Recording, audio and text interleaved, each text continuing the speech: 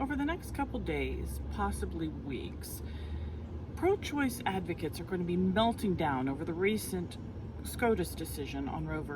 Wade. Some are already claiming the ruling is perpetrated by white nationalists who want to hurt black women. Here's the history they don't know.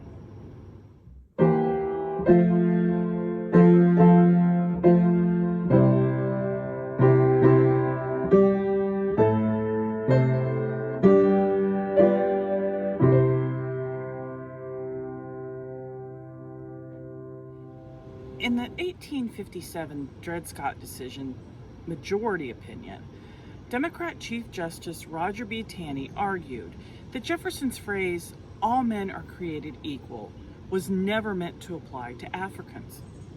Democrats cheered this ruling. Today, they still contend Jefferson only meant whites, but do they really agree themselves that all are created equal? As I wrote in my Liberating Letter, Dreadful Scott Decision, Chief Justice Roger B. Taney swore in his fellow Andrew Jackson administration colleague, James Buchanan, 2 days before the court released their verdict. Having already been tipped off to the result, Buchanan proclaimed the slavery issue would be speedily and finally settled. He continued, "To their decision, in common with all good citizens, I shall cheerfully submit whatever this may be."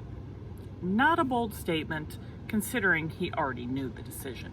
Taney's opinion didn't just make a ruling on the case.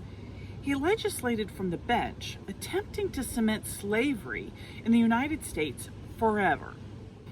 The majority ruling decided that Scott, as a slave, had no right to sue as he was not a citizen. This could have been enough to satisfy the case. However, Taney did not stop there in his written opinion. He rendered a citizenship verdict on all Africans, past, present, and future. Taney laid out a case claiming the founders never meant for Africans to be citizens, ever. Except in Justice Benjamin R. Curtis's dissent, he clearly refutes this claim, as several states recognized Africans as citizens with voting rights at the time of the Articles of Confederation. Taney's ruling continued with a Fifth Amendment argument, which prohibits denying a person's property rights without due process.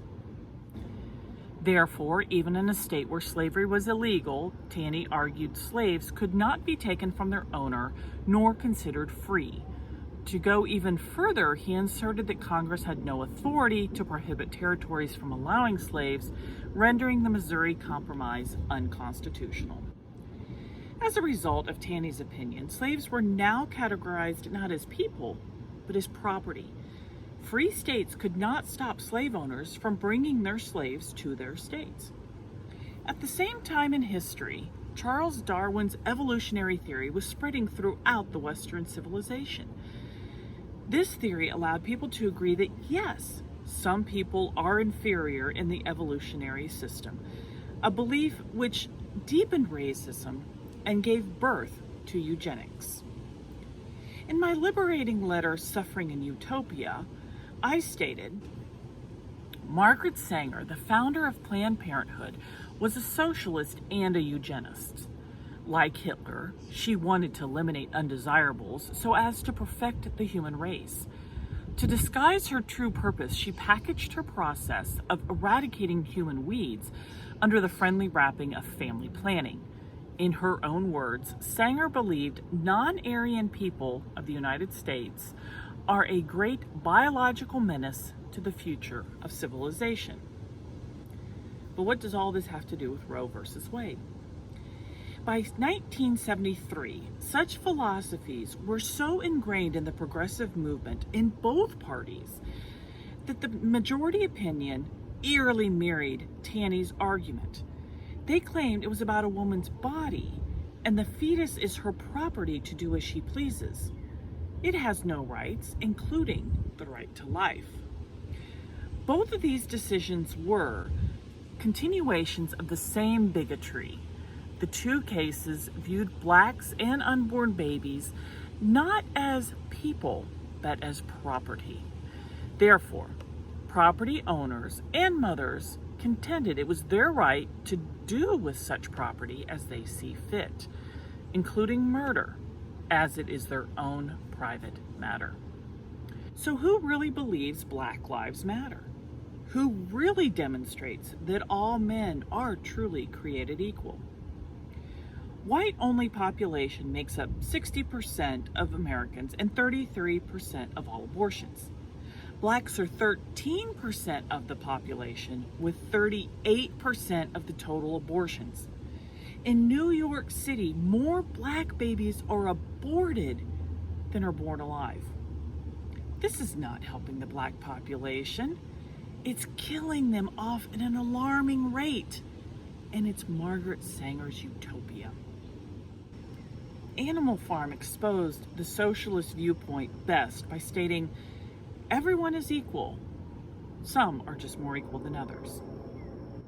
I believe history will look back on Roe v. Wade the way we now look back on the Dred Scott decision, and the supporters will be disgraced. We must rejoice and thank God at the court's correction of the abortion ruling. Constitutionally, a wrong has been righted, sending the issue back to the states where it belongs per the 10th Amendment. But don't get comfortable. The fight for life has just begun. But that's just my 2 cents. What do you think? Leave your comments down below. You can find the letters that I referenced in this vlog, along with all of my liberating letters, on thefaxpaper.com, along with hundreds of articles that are there to fight and combat fake news. Don't forget to like and subscribe so you can see when new videos are uploaded. Until next time.